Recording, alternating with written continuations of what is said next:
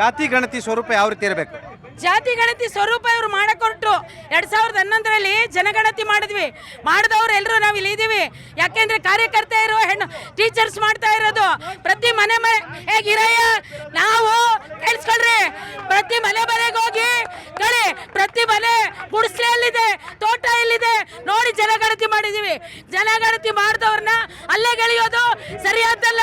ಯಾಕೆಂದ್ರೆ ಅಲ್ಲಿ ಶಿಕ್ಷಕರು ಮಹಿಳೆಯರು ಮಾಡ್ತಾರೆ, ಎಲ್ಲ ಮಾಡಿ ತೋರಿಸಿದ್ದಾರೆ.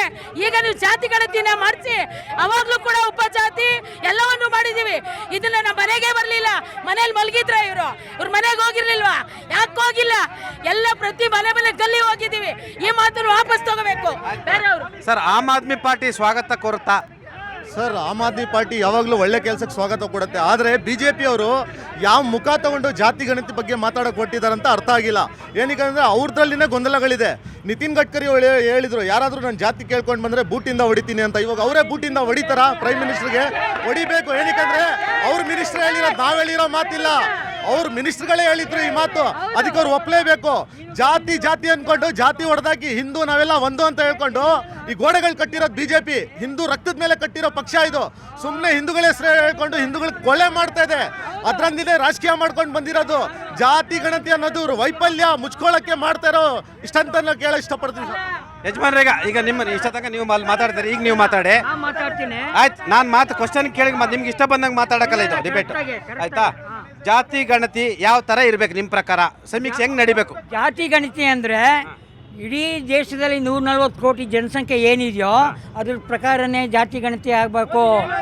ಇಂದಿರಾ ಗಾಂಧಿ ಕೈಯಲ್ಲಾಗಿಲ್ಲ, ನೆಹರು ಕೈಯಲ್ಲಾಗಿಲ್ಲ, ರಾಜೀವ್ ಗಾಂಧಿ ಕೈಯಲ್ಲಾಗಿಲ್ಲ, ಮನಮೋಹನ್ ಸಿಂಗ್ ಕೈಯಲ್ಲಾಗಿಲ್ಲ, PV ನರಸಿಂಹರಾವ್ ಕೈಯಿಂದ ಆಗಿಲ್ಲ. ನಾವು ಯಾಕೆ ತಡ್ಕೊಂಡಿದ್ವಿ ಅಂದರೆ ಇವರು ರಾಹುಲ್ ಗಾಂಧಿ ಮಾತಿಗೆಲ್ಲ ತಡ್ಕೊಳ್ಳಿಲ್ಲ ನಾವು.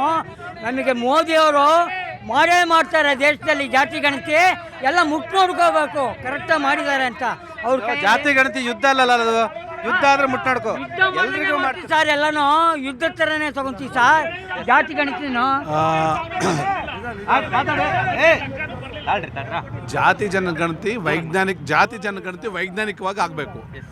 ರಾಜ್ಯದಲ್ಲಿ ಏನು ಕಾಂಗ್ರೆಸ್ ಸರ್ಕಾರ ಮಾಡಿದ ಅದರಂಗೆ ಅಲ್ಲ. ಅಂದ್ರೆ ಕಾಕಾ ಪಾಟೀಲು ಸಿದ್ದರಾಮಯ್ಯ ಮನೇಲಿ ಆದಂಥ ಜನಗಣತಿ ಆಗಬೇಕು. ಮನೆಗೆ ಹೋಗಬೇಕು. 140 ಕೋಟಿಯಲ್ಲಿ ಜನಸಂಖ್ಯೆ ಹೆಂಗೆ ಜನಸಂಖ್ಯೆ ಆಗಿದೆ ಅದರ ಹಾಗೆ ಆಗಬೇಕು. ಜನಸಂಖ್ಯೆ ಆಧಾರದ ಮೇಲೆ ಜಾತಿ ಗಣತಿ ಆಗಲಿ. ನಾವೆಲ್ಲ ಹಿಂದೂ, ನಾವೆಲ್ಲ ಅದು ನಮ್ಮ ಮೂಲ ಸಿದ್ಧಾಂತ.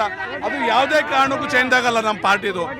ಅಂಥೋದೇ ಅಂದರೆ ನಮ್ಮ ಪಂಡಿತ್ ದೀನ್ ದಯಾಳ್ ಉಪಾಧ್ಯಾಯರು ಹೇಳಿದ್ರು, ಪ್ರತಿಯೊಬ್ಬ ಕಟ್ಟ ಕಡೆ ವ್ಯಕ್ತಿಗೆ ನ್ಯಾಯ ಮುಟ್ಟಬೇಕು ಅಂತ. ಅದು ಮಾಡ್ತೀವಿ. ಆಮೇಲೆ ಏನು ಪಶ್ಚಿಮ ಬಂಗಾಳ ಬಗ್ಗೆ ಮಾತಾಡಿದ್ರು, ಕೇರಳ ಬಗ್ಗೆ CPMದವರು ಇವ್ರು ಹೇಳಿದ್ರು, ಅಲ್ಲಿ ಸರಿಯಾಗಿ ಅಧಿಕಾರ ಮಾಡಿದ್ರೆ ಅಲ್ಲಿಯ ಜನ ಇಲ್ಲಿ ಬಂದು ಬೆಂಗಳೂರಲ್ಲಿ ಕೆಲಸ ಮಾಡ್ತಿದ್ರಾ? ಕೇರಳದವ್ರು ಬಂದು ಇಲ್ಲಿ ಬೆಂಗಳೂರಲ್ಲಿ ಕೆಲಸ ಮಾಡ್ಬೇಕಾಗಿತ್ತಾ? ಇವ್ರು ಕೆಲಸ ಮಾಡಿದ್ರೆ ಇವ್ರು ಕಿತ್ತೋಸಿದ್ರೆ ಯಾಕೆ? ನೆಕ್ಸ್ಟ್ ಟೈಮು ಪಶ್ಚಿಮ ಬಂಗಾಳಲ್ಲೂ ನಮ್ಮ ಸರ್ಕಾರ ಬರುತ್ತೆ, ಕೇರಳಲ್ಲೂ ಸರ್ಕಾರ ಬರುತ್ತೆ. Because of BJP. ಸರ್, ಒಂದಷ್ಟು ಜಾತಿ ಗಣತಿ ಅಂದ್ರೆ ಈಗ ಬರೀ ಜಾತಿ, ನೀವು ಯಾವ ಜಾತಿ ಇವು ಜಾತಿ ಅಂತೆಲ್ಲ, ಆಯಾ ಜಾತಿಯ ಸಾಮಾಜಿಕ ಪರಿಸ್ಥಿತಿ, ಶೈಕ್ಷಣಿಕ ಪರಿಸ್ಥಿತಿ, ಆರ್ಥಿಕ ಪರಿಸ್ಥಿತಿ ಏನಿದೆ ಅನ್ನೋದು ಬೇಕಲ್ವ ಸರ್? ಹಾಗಾಗಿ ಇದು ಏನು ಸ್ವರೂಪ, ಇದಕ್ಕೆ ಒಂದು ಟೈಮ್ ಬ್ಯಾಂಡು, ಇಷ್ಟು ಹಣ ಅಂತ ಫಿಕ್ಸ್ ಮಾಡಿಲ್ಲ. ಈಗ ಅವ್ರು ಅದಕ್ಕೆ ನೋಡಿ ಅವ್ರು ತಪ್ಪೇನಲ್ಲ, ಅವ್ರು ಹೇಳ್ತಾರೆ ಇದು ಮಹಿಳಾ ಮೀಸಲಾತಿ ಥರ ಆಗಬಾರ್ದು ಅಂತ ಹೇಳ್ತಿರ್ತಕ್ಕಂಥ. ಯಾಕಂತ ಹೇಳಿದ್ರೆ ಈಗ ಡಿಲಿಮಿಟೇಷನ್ ಆಗೋ ಮುಂದೆ ಡಿಲಿಮಿಟೇಷನ್ ಆಗಬೇಕು, ಮಹಿಳಾ ಮೀಸಲಾತಿ ಜಾರಿ ಆಗಬೇಕಾಗಿರ್ತಕ್ಕಂಥದ್ದು, ಮತ್ತು ಈ ದೇಶದಲ್ಲಿ ಸಂಪತ್ತಿನ ಸಮಾನ ಹಂಚಿಕೆ ಆಗಬೇಕಾಗಿರೋಂಥದ್ದು, ಸವಲತ್ತು ಎಲ್ಲ ಸಮುದಾಯದವರು ಕೂಡ ಸರಿಯಾಗಿ ವಿತರಣೆ ಆಗಬೇಕು. ಕೇವಲ ಒಂದಷ್ಟು ಜನ ಮಾತ್ರ ಅದನ್ನು ಪಡಿತಿದ್ದಾರೆ. ಹಾಗಾಗಿ ಈ ಸಮೀಕ್ಷೆ ಎಲ್ಲೊಂದು ಕಡೆ ಕೇಂದ್ರ ಸರ್ಕಾರದ ಯಾವ ರೀತಿ ಇರಬೇಕು? ನೀವು ವಕೀಲರಾಗಿ ನಾನು ನಿಮ್ಮನ್ನು ಕೇಳ್ತಾ ಇದ್ದೀನಿ, ಭಾರತೀಯ ಜನತಾ ಪಕ್ಷದರಾಗಿ ಕೇಳ್ತಿಲ್ಲ, ನೀವೊಬ್ಬರು ಚಿಂತಕರು ಇದ್ದೀರಿ ಅಂತ ಅನ್ನೋ ದೃಷ್ಟಿಯಿಂದ ನಾನು ಕೇಳ್ತಾ ಇದ್ದೀನಿ. ಭಾರತೀಯ ಜನತಾ ಪಾರ್ಟಿ ಯಾವತ್ತೂ ಕೂಡ ಈ ದೇಶದ ಜನರ ಒಂದು ಭವಿಷ್ಯವನ್ನು ಗಮನದಲ್ಲಿ ಇಟ್ಕೊಂಡು ಮಾಡಿರ್ತಕ್ಕಂಥದ್ದು. ಅದು 370 ಆಗಿರ್ಬೋದು, ತಲಾಖ್ ಆಗಿರ್ಬೋದು, ಒನ್ ಎಲೆಕ್ಷನ್ ಒನ್ ನೇಷನ್ ಆಗಿರ್ಬೋದು, ಅಥವಾ ಈಗೇನು ನಾವು ಜಾತಿ ಗಣತಿ ಆಗಿರ್ಬೋದು, ಜನಗಣತಿ ಆಗಿರ್ಬೋದು, ಯಾವುದೇ ಆಗಿದ್ರೂ ಕೂಡ ಈ ರಾಷ್ಟ್ರದ ಜನರ ಸರ್ವಾಂಗೀಣ ಅಭಿವೃದ್ಧಿ ಮತ್ತು ಎಲ್ಲ ಸಮಾಜದ ಎಲ್ಲ ವರ್ಗಗಳ ಒಂದು ಅಭಿವೃದ್ಧಿನೇ ಆಗಿರ್ತದೆ. ಮೋದಿಜಿಯವರು ನಮ್ಮ ಬೇರೆ ಪಾರ್ಟಿಯವರು ಹೇಳಿದ್ರು 350 ಕೋಟಿ ಕೊಟ್ಟು ಅದು ಏನು ಸಾಕಾಗಲ್ಲ ಅಂತ. ಭಾರತ ಸರ್ಕಾರದಲ್ಲಿ ಈ ಜನರ ಒಂದು ಸಮೀಕ್ಷೆ ಮಾಡಲಿಕ್ಕೆ ಸಂಪೂರ್ಣವಾದಂಥ ಹಣವನ್ನು ಕೊಡಲಾಗ್ತದೆ.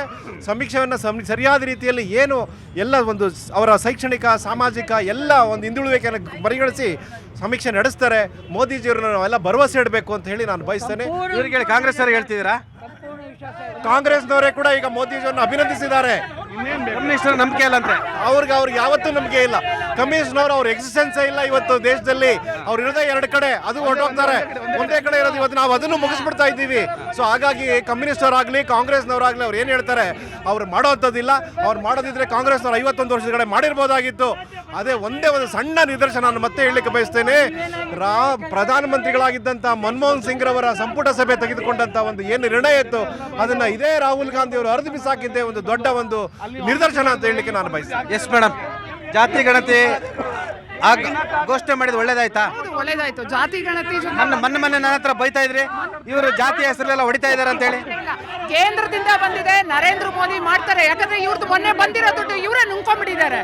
ಜಾತಿ ಗಣತಿ ಹೆಸರಲ್ಲಿ ಇವರೇ ನುಂಗ್ಕೊಂಡ್ಬಿಟ್ಟಿದ್ದಾರೆ. ಕೇಂದ್ರದಿಂದ ದುಡ್ಡು ಕೊಟ್ಟಿಲ್ಲ ಅನ್ನೋದು ಒಂದು. ಎರಡನೇದು ಬಂದು ಯಾವ ಚಿದಾನಂದ್ ಲಾಸ್ಟ್ ಟೈಮ್ ಎಲ್ಲ ಇವರು ಜಾತಿ ಗಣತಿಯಲ್ಲಿ ಇವ್ರದೇ ಅಲ್ಪಸಂಖ್ಯಾತರಿಂದ ಮೇಲ್ಗೈ ಮಾಡಿದ್ರಲ್ಲ, ಅದು ಯಾವ ಗಣತಿ ಮಾಡಿದ್ರು? ಯಾವ ಗಣತಿ ಮಾಡಿದ್ರು? ಅದು ಜಾತಿ ಗಣತಿ ಎಲ್ಲಿಂದ ಬಂತು? ಒಂದ್ ಸಮುದಾಯದವ್ರಿಗೆ ಮಾತ್ರ ಬಂತಲ್ಲ, ನಿಮ್ದು ಒಂದು ಧರ್ಮಕ್ಕೆ ಮಾತ್ರ ಬಂತಲ್ಲ. ಎಲ್ಲಿಂದ ಮಾಡಿದ್ರಿ? ಇವಾಗ ಏನು ಕೇಳ್ತಾ ಇದ್ದೀರಾ ಜಾತಿ ಗಣತಿ ಬೇಡ ಅನ್ಬಿಟ್ಟು? ಇವಾಗ ಏನು ಕೇಳ್ತಾ? ರಾಹುಲ್ ಗಾಂಧಿ ಇಷ್ಟು ವರ್ಷದಿಂದ ನಿದ್ದೆ ನೋಡಿ ಚಿದಾನಂದ್. ರಾಹುಲ್ ಗಾಂಧಿದು ಕ್ಲಿಯರ್ ಮೈಂಡ್. ರಾಹುಲ್ ಗಾಂಧಿದು ಕ್ಲಿಯರ್ ಮೈಂಡ್. ಅವ್ರಿಗೆ ಏನ್ ಗೊತ್ತಾ, ಆ ಕಾಂಗ್ರೆಸ್ ಬರಲ್ಲ, ಕಾಂಗ್ರೆಸ್ ಪಕ್ಷ ಮುಳುಗ್ತಾ ಇದೆ ಅನ್ನೋದು ಗೊತ್ತು. ಸೊ ರಾಹುಲ್ ಗಾಂಧಿಗೆ ಏನಾದ್ರೂ ಒಂದು ಪಾಯಿಂಟ್ ಬೇಕು. ಎಲ್ಲಿ ನರೇಂದ್ರ ಮೋದಿ ಮೇಲೆ ಏನಾದ್ರೂ ಹೇಳ್ಬೇಕು, ನಾವೇನಾದ್ರೂ ಜಗಳ ಹೋಗ್ಬೇಕು ಅಂತ. ಬಾಯಿ ಮಾತಾಡ್ಬಿಟ್ಟ. ನಾಚಿಕೆ ಆಗಲ್ಲ ನಿಮ್ಗೆ? ನಾಚಿಕೆ ಆಗಲ್ಲ? ನಾಚಿಕೆ ಇಟ್ಕೋ ಸ್ವಲ್ಪ. ಇಲ್ಲಿ ಬಂದು ನಿಂತ್ಕೋ ಅಲ್ಲಿ. ಬಂಡವಾಳ ಸಾಯಿ ಅಂತ ನೋಡಿ. 2000 ಬಂತಾ? 2000 ಬಂತಾ? 2000 ಬಂದಿರ್ಬೇಕು ನೋಡು. 2000 ಬಂತ ನೋಡು. 2000 ಕೊಡ್ರಿ. ದೇಶ ಹಾಳು ಮಾಡಿ ಒಂದ್ ಗತಿಗೆ ತಂದ್ಬಿಟ್ಟು ಇವಾಗ ಓಹೋ ಅಂತ. ರತನ್ ಅವ್ರೆ, ಈಗ ಹಂಗಾದ್ರೆ ರಾಜ್ಯದ ಗಣತಿ ಅಂತ ತಾವು ಬಿಜೆಪಿ ಒಪ್ಪಲ್ವಾ? ಒಂದ್ ನಿಮಿಷ ಸೈಲೆಂಟ್ ಪ್ಲೀಸ್. ಸೈಲೆಂಟ್ ದಯಮಾಡಿ ಪ್ಲೀಸ್. ಈಗ ರತನ್ ಪೂಜೆ ಸೈಲೆಂಟ್ ಪ್ಲೀಸ್. ರತನ್ ಅವರೇ, ರಾಜ್ಯ ಮಾಡಿರ್ತಕ್ಕಂಥ ಜಾತಿ ಸಮೀಕ್ಷೆ ತಾವು ಒಪ್ತಿರೋ ಇಲ್ವಾ? ಈಗ ಫಸ್ಟ್ ಕ್ವಶನ್ಗೆ ಆನ್ಸರ್ ಮಾಡಿ. ಮೊದಲೇ ನಾವು ಅದನ್ನು ಸ್ವಾಗತ ಮಾಡಿದ್ವಿ. ಆದರೆ ಒಂದು ನಿಮಿಷ ಆದರೆ ವೈಜ್ಞಾನಿಕವಾಗಬೇಕು. ಕೆಲವೊಂದು ಸಮುದಾಯದ ಆಕ್ಷೇಪಗಳು ಇರಿ ಮೇಡಮ್, ಕೆಲವೊಂದು ಸಮುದಾಯದ ಆಕ್ಷೇಪಗಳಿವೆ, ಅದನ್ನೆಲ್ಲ ಸರಿ ಮಾಡಿ ಕೊಡಿ. ಒಂದು. ಎರಡನೇದಾಗಿ ಇವ್ರು ಹೇಳ್ತಾರೆ ರಾಹುಲ್ ಗಾಂಧಿ ಹೇಳಿದ ನಂತರ ಇದು ಮಾಡಿದ್ದಾರೆ ಅಂತ ಹೇಳ್ತಾರಲ್ಲ. ಇರಿ ಆಯ್ತಾ?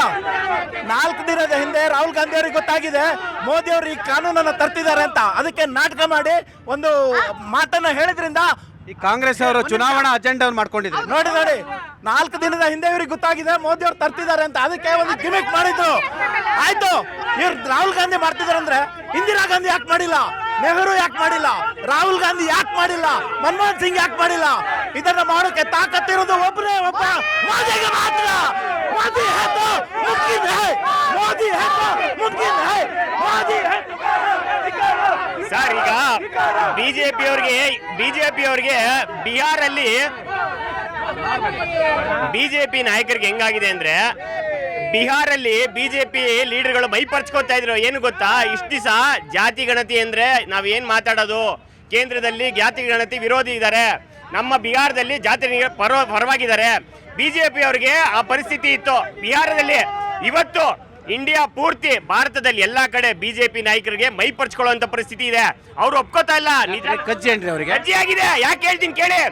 ಜಾತಿ ವ್ಯವಸ್ಥೆನ ದೂರ ಮಾಡ್ತೀವಿ ನಾವು. ಜಾತಿನ ದೂರ ಮಾಡಿ ನೀವು ಮಾಡಲ್ಲ, ಅವರು ಮಾಡಲ್ಲ. ಒಂದು ನಾಣ್ಯದ 2 ಮುಖಗಳು. Yes sir. ನಾವು ಜಾತಿ ಹೆಸರಲ್ಲಿ ಓಟ್ ಹಾಕೊಳ್ಳೋರು, ನೀವ್ ಹೆಂಗ್ರಿ ಜಾತಿ ದೂರ ಮಾಡ್ತೀರಾ ಇಬ್ರು? ಸರ್, ನಾವು ಸರ್ವರಿಗೂ ಸಮಪಾಲು, ಸರ್ವರಿಗೂ ಸಮಪಾಲು ಎನ್ನುವ ತತ್ವದಲ್ಲಿ ನಂಬಿಕೆ ಇಟ್ಕೊಂಡಿದ್ದೇವೆ. ಈ ರಾಜ್ಯದ, ಈ ದೇಶದ ಕಟ್ಟ ಕಡೆಯ ವ್ಯಕ್ತಿಯೂ ಕೂಡ ಸಮಾನತೆ ಸಿಗಬೇಕು. ಆರ್ಥಿಕವಾಗಿ, ಸಾಮಾಜಿಕವಾಗಿ, ರಾಜಕೀಯವಾಗಿ ಕೂಡ ನಾವು ನಂಬಿಕೆ ಇಟ್ಟಿದ್ದೇವೆ. ನಾವು ಇವರು ಬಸವಣ್ಣನವರ ಕೊನೆ ಕೊಂಡಿ ಅಂತ ಕಾಣುತ್ತೆ. ಇದು ನಾವು ನಮ್ಮ ನಮ್ಮ ಮಾಜಿ ಮುಖ್ಯಮಂತ್ರಿಗಳಾಗಿರುತ್ತ ಯಡಿಯೂರಪ್ಪನವರು ಹೇಳಿದಂತ ಮಾತು ಆ ತತ್ವದಲ್ಲಿ ನೀವು ಹಂಗೆ ಇರ್ಬೇಕ್ರಿ, ಅವ್ರು ಹೇಳೋದಲ್ಲ, ನೀವು ಅದನ್ನ ಪಾಲನೆ ಮಾಡಬೇಕು. ರಾಜ್ಯಕ್ಕೆ ಯಡಿಯೂರಪ್ಪ, ದೇಶಕ್ಕೆ ನರೇಂದ್ರ ಮೋದಿ ಅನ್ನೋರು ನಾವು. ಇವತ್ತೇನು ದೇಶ ಕೇಂದ್ರದಿಂದ ಬರ್ತಾ ಇರ್ತಕ್ಕಂಥ ಜಾತಿ ಜನಗಣತಿ ಈ ದೇಶದಲ್ಲಿ ರಾಜಕೀಯ ಕ್ರಾಂತಿಯನ್ನ ಎದುರಿಸುತ್ತೆ, ರಾಜಕೀಯದಲ್ಲಿ ಕ್ರಾಂತಿಯನ್ನ ಬರುತ್ತೆ. ಸ್ವಲ್ಪ ನಿಮಗೆ ನೋವಾದಂಗಿದೆ ಮೋದಿ ಅವರ ಈ ತೀರ್ಮಾನ. ಸೀರಿಯಸ್ಲಿ ನೀವು ಮನಸ್ಸಿಗೆ ಹಚ್ಕೋಬೇಡಿ, ಮನಸ್ಸಿಗೆ ನೀವು ಹಚ್ಕೋಬಾರ್ದು. ನೀವು ಅರ್ಥ ಆಯ್ತಾ? ಇರ್ಲಿ, ಎಲ್ಲ ಜಾತಿ ಅವರ ಸಮೀಕ್ಷೆ ಎಲ್ಲ ಗೊತ್ತಾಗ್ಲಿ. ನಮ್ಮ ದೊಡ್ಡ ಹಿರಿಯರು ಸ್ವಾಗತ ಮಾಡಿದ್ದಾರೆ. ನಿಮಗೆ ಗೊತ್ತಿಲ್ಲ ಸಣ್ಣ ಜಾತಿಗಳ ಸಮಸ್ಯೆಗಳು. ನಮ್ಮ ರತನ್ ಅವರು ನೋವು ಹೇಳ್ತಾ ಇದ್ರು, ಗೊತ್ತಾ? ನೋಡಿ, ನಾವು ಹಳ್ಳಿಯಿಂದ ಹುಟ್ಟಿ ಬಂದವ್ರೆ, ಮನಸ್ಸಿಗೆ ಹಚ್ಕೋಬಾರ್ದು. ಮನಸ್ಸಿಗೆ ಹಚ್ಕೊಳ್ತಾ ಇಲ್ಲ. ಇಲ್ಲಿ ಕರ್ನಾಟಕದಲ್ಲಿ ಮಾಡಿರೋ ಜಾತಿ ಗಣತಿ ಸರಿ ಇಲ್ಲ ಅಂತ ಹೇಳಿದ್ವಿ, ಅಷ್ಟು ವೈಜ್ಞಾನಿಕವಾಗಿಲ್ಲ. ಇದು ಸಮೀಕ್ಷೆ ಮಾತ್ರ, ಇದು ಆಕ್ಚುಲ್ ಅಲ್ಲ. ಕೇಂದ್ರ ಸರ್ಕಾರದಿಂದ ಆಯೋಗವನ್ನು ಮಾಡಿದ್ರೆ ಮಾತ್ರ ಅದು ಕರೆಕ್ಟ್ ಸಮಯ ಆಗೋದು. ಇಲ್ಲಿ ರಾಜ್ಯ ಸರ್ಕಾರ ಮಾಡಿದ್ರೆ ಬಿಹಾರದಲ್ಲಿ ಮಾಡಿರೋ ಅದೇಂಗ್ ಒಪ್ಕೊಂಡ್ರೆ ಯಾರು? ಇದು ರಾಜಕೀಯ ಇದಕ್ಕೋಸ್ಕರ ಮಾಡ್ಕೊಂಡಿರೋದು. ಇದು ಯಾರು ಒಪ್ಪಿಲ್ಲ, ಅವ್ರ ಸರ್ಕಾರದ ಮಂತ್ರಿಗಳೇ ಒಪ್ಪಿಲ್ಲ. ಅದು ಮಂತ್ರಿಗಳೇ ಒಪ್ಪಿಲ್ಲ, ಅದು ಹೇಗೆ ಜನ ಒಪ್ಪಕ್ಕಾಗತ್ತೆ? ನೀವೇ ಹೇಳಿ. ಇದು ಸರ್ಕಾರ, ಕೇಂದ್ರ ಸರ್ಕಾರದಿಂದ ಮಾಡಿ. ಸಂವಿಧಾನದಲ್ಲಿ ಆತರ ಇಲ್ಲ. ಎಲ್ಲ ಓದ್ಕೊಂಡು ಬಂದಿರೋದು ನಾವಲ್ಲಿ, ಆಯ್ತಾ? ಓದ್ಕೊಂಡೇ ಬಂದಿರೋದು. ಅದು ದೇಶ ನೋಡಿ, ಕಾನೂನು ಇದರಲ್ಲಿ ಇರೋದೇ ಹೇಳುತ್ತೆ, ಕೇಂದ್ರ ಸರ್ಕಾರದ ಆಯೋಗ ಮಾಡಿದ್ರೆ ಮಾತ್ರ ಅದು ವ್ಯಾಲಿಡಿಟಿ. ಇದು ವ್ಯಾಲಿಡಿಟಿ ಇಲ್ಲ. ಇವ್ರು ಏನೇ ರಾಜ್ಯ ಸರ್ಕಾರದ ಮಾಡಿದ್ದು ವ್ಯಾಲಿಡಿಟಿ ಅವ್ರಿಗೆ ಬಿಡಬೇಡಿ. ಅದೇ ಕೇಂದ್ರ ಸರ್ಕಾರ ಮಾಡಿದ್ರೇನೆ ವ್ಯಾಲಿಡಿಟಿ. ಅದು ಆಯೋಗದಿಂದ ಬಂದ್ರೆ ಮಾತ್ರನೇ. ಇಲ್ಲಿ ನೀವು ಮಾಡಿರೋದು ಯಾವ್ದು ವ್ಯಾಲಿಡಿಟಿ ಇಲ್ಲ. ವ್ಯಾಲಿಡಿಟಿ ಇಲ್ಲ ರೀ. ನೀವು ಎಷ್ಟೇ ಆರಿಸ್ಕೊಂಡ್ರು ಮಾಡಿದ್ರು ಕೂಡ ಅದು ವ್ಯಾಲಿಡಿಟಿ ಇಲ್ಲ. ಇದು ನಿಮ್ಮ ಸಮೀಕ್ಷೆ ಅಷ್ಟೇ. ಎಲ್ಲಿ ನಿಮ್ ಎಲೆಕ್ಷನ್ ಸಮೀಕ್ಷೆ ಮಾಡ್ತಾರಲ್ಲ ಆ ತರ ಮಾತ್ರ ಇದು. ಮನೋಹರ, ನೀವು ಮನಸ್ಸಿಗೆ ಹಚ್ಕೋಬೇಡಿ ಪ್ಲೀಸ್. ಸರ್, ಮನಸ್ಸಿಗೆ ಹಂಚ್ಕೊಳ್ಳೋಂಥದ್ದೇನಿಲ್ಲ. ಈಗ ಸರ್ ಇಲ್ಲ ಅವರು ಇಲ್ಲ, ಕಾಂಗ್ರೆಸ್ ಅವ್ರು ಹೇಳ್ತವ್ರೆ ಮಾನಸಿಕವಾಗಿ ತುಂಬಾ ನೊಂದುಬಿಟ್ಟಿದ್ದಾರೆ ಕಾಂಗ್ರೆಸ್ ಅವರು. ನಿಜವಾಗ್ಲು ಅವ್ರಿಗೆ ನೀವು ನೊಂದಿದ್ದೀರಾ ಅಂತ? ಇಲ್ಲ 100% ಇಲ್ಲ. ನಾವು ಫುಲ್ ಗಟ್ಟಿಯಾಗಿದ್ದೀವಿ. ಅವರು ಮಾನಸಿಕವಾಗಿ ನೊಂದಿದ್ದಾರೆ. ಈಗ ಕೇಂದ್ರ ಸರ್ಕಾರ ಏನು ಆಯೋಜನೆ ಮಾಡಿದೆ ಆ ದುಡ್ಡಿನಲ್ಲಿ 100% ಮಾಡ್ಬೋದು. ರಾಜ್ಯ ಸರ್ಕಾರದ 160 ಕೋಟಿಯಲ್ಲಿ ಇವರು ತಿನ್ನಕ್ಕೆ ಸಾಲ್ತಾ ಇರಲಿಲ್ಲ. ಇವರು ಏನು ಅಂದ್ರೆ ಇವ್ರು ಏನು ಮಾಡಿಲ್ಲ. ಇವರು 100% ಯಾವುದೇ ರೀತಿಯಾದಂಥ ಸರ್ವೆ ನೀಟಾಗಿ ಅಚ್ಚುಕಟ್ಟಾಗಿ ಮಾಡಿಲ್ಲ. ಕೇಂದ್ರ ಸರ್ಕಾರ ಈಗೇನು ಮುಂದೆ ಜಾರಿ ಮಾಡುತ್ತೆ, ಸರ್ವೆ ಮಾಡುತ್ತೆ, ಇದೆಲ್ಲ ಮಾಡುತ್ತೆ, ಅದರಲ್ಲಿ 100% ಕಟ್ಟು ಕಡೆ ಬಡವನಿಗೂ ಸಹ ಇದರಿಂದ ನ್ಯಾಯ ಸಿಗುತ್ತೆ, ಎಲ್ಲರಿಗೂ ಒಳ್ಳೇದು ಆಗೇ ಆಗುತ್ತೆ ಸರ್. ಹೇಳಿ ರತನ್ ಅವರೇ, ಭಾರಿ ಇಂಟ್ರೆಸ್ಟ್ ಇದ್ದೀರಾ. ಅಲ್ಲ, ಇವ್ರು ಹೇಳ್ತಿದಾರಲ್ಲ ಇವಾಗ ಅದು ಹಣ 514 ಕೋಟಿ ಅಷ್ಟೇ ಕೊಟ್ಟಿದ್ದಾರೆ, ಮತ್ತೆ ಯಾವಾಗ ಅಂತ ಕೊಡ್ತೀವಿ ಅಂತ ಹೇಳಿ, ನಾಳೆ ನಾಡ್ದು ಕೊಡ್ತೀವಿ, ಇನ್ನೊಂದು 40,000 ಅಂತ. ಅಲ್ಲಿಗೆ ಬಂದೆ, ನೀವು ನನ್ನ ಮಾತನ್ನ ಹೇಳ್ತಾ ಇದ್ದೀರಾ. ಆಯ್ತಾ? ಸ್ವಲ್ಪ ತಾಳ್ಮೆ ಇಡ್ರಿ ಪಾಪ. ಒಂದ್ ನಿಮಿಷ ಬ್ರದರ್, ಒಂದ್ ನಿಮಿಷ. ಈಗ ಅವರು ಘೋಷಣೆ ಮಾಡಿದ್ದಾರೆ, ಅವಕಾಶ ಕೊಡಿ. ನಿಮ್ಮ ಮನಮೋಹನ್ ಸರ್, ಒಂದ್ ನಿಮಿಷ.